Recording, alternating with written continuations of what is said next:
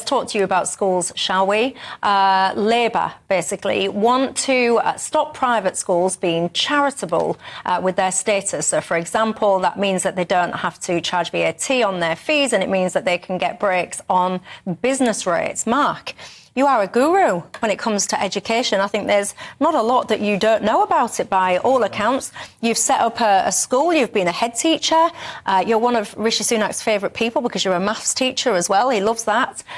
What do you make to this whole private school conversation? Well, I suppose the other thing to say is I'm a third-generation teacher. My nan taught in state schools, my dad taught his whole life in state schools. I spent 15 years in state schools.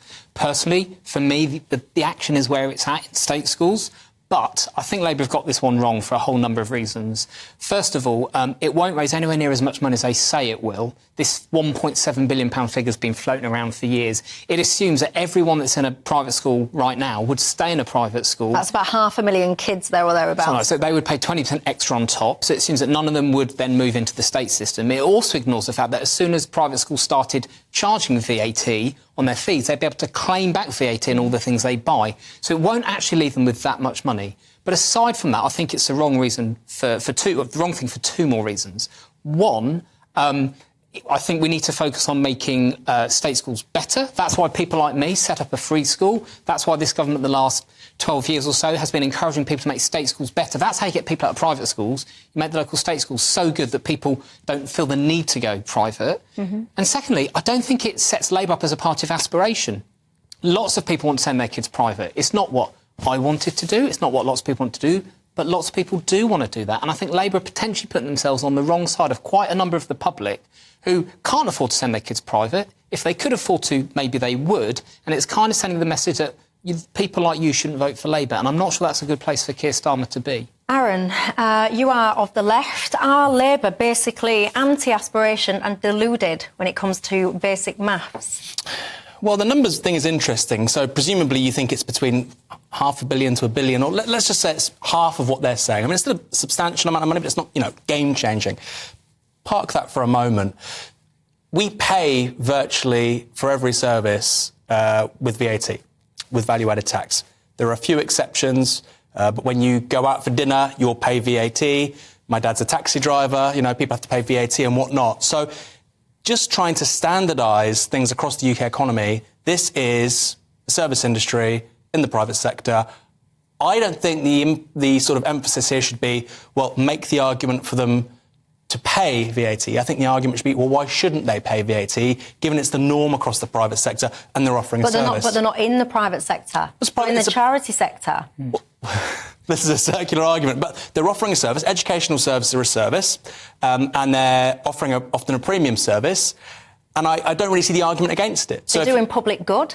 They are taking 500,000-600,000 people, if you would like, out of the state system. They're removing that pressure on the state schools, and they're doing benefit. They allow various different people bursaries and access to that level of education. They do public good by sharing facilities and all the rest of it. I think they're a great idea. But lots of businesses do that. Lots of businesses are of real benefit to their communities, but they still have to pay VAT. I don't quite understand what's so exceptional with regards to private schools. So if I can just come in there, and you've made a really good point, Aaron, but the reason why we don't traditionally ask them to pay VAT is because we don't traditionally ask charities to pay VAT or charge VAT on the services they provide. Loads of charities provide services to people and sometimes charge for it. And actually, we've got a really long tradition in this country of good stuff being done by charities, and we have a very broad, generous interpretation or definition of what that good stuff is that can fall under charitable purposes. If Labour go down this route, what they're going to find is in the early years of their government, when they've got 1,001 other things to focus on, they're going to find themselves pulled into a lot of court cases by each individual private school that is affected by this, who will take them to court to argue the case that they are indeed charitable good causes and that therefore they should be treated like every other charity in the country, unless you're saying that all charities should now have to charge VAT on the services they provide.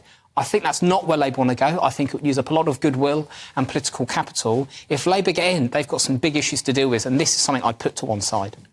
Why are they obsessed with this? I don't know. Well, there's two things here. So my second point might surprise you, but let's start with the first one. Your viewers who own businesses and run businesses and provide services to people in the private and market economy have to pay VAT. Yeah, but these aren't businesses. No. Well, no, they are, because they're making and generating huge sums of money to provide a private service to people, which people value because it gives their children education, which will increase their earning potential over their lifetime. It is a service. You're saying it's a charity, but it's indisputably also a service. I think people out there who work their socks off as taxi drivers, running a restaurant, a clothes shop, whatever you have to do, as a business person, you have to pay your VAT. And I just find it a strange anomaly that they don't have to pay VAT. Now, the secondary arguments are, well, it won't raise much money. That's an interesting point. And, of course, the loss of political will, again, interesting point. What I would say is, and this may surprise you, Michelle, is that I think Labour are obsessed with this because they don't actually want to go really big on taxing the ultra-rich.